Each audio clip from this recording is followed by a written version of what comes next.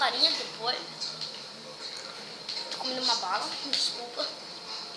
Ela deve estar ouvindo o barulho da bala.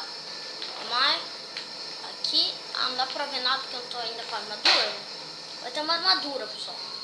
Só que a armadura vai ser bem mais pra frente. A gente vai pegar um barco, um carro. E é só isso, a gente vai descer aqui, ó. Deixa eu ir por aqui olhando pela câmera. Ó, não dá pra correr ainda. Vai ter um cara aqui. Vou pegar minha mala e sair correndo. Pega, sai correndo! Sai correndo, Lucas, sai correndo, sai correndo. Sai correndo, sai correndo! Saí! Toma!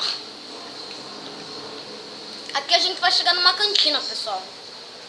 Tá meio embaçado aqui pra vocês, eu sei. Eu tô olhando, vou catar esse daqui porque eu gosto de sashimi. Pega.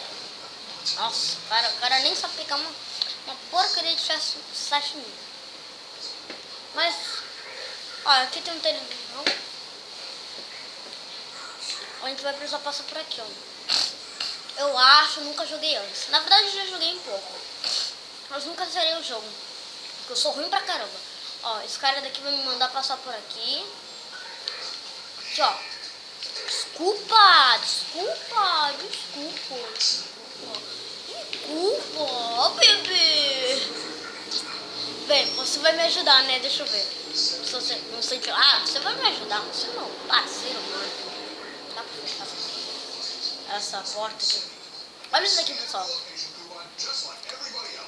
Torturação aqui. E vou ser torturado. Não vou ser não, torturado. Esse cara é meu amigo. Ele me ajuda nas horas que eu mais preciso. Deixa eu sentar aqui, ó. Ei, doutor. Tudo beleza?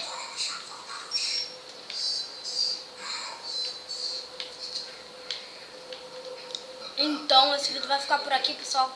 A bateria da minha câmera já tá acabando. E no próximo episódio a gente vai continuar. Tchau.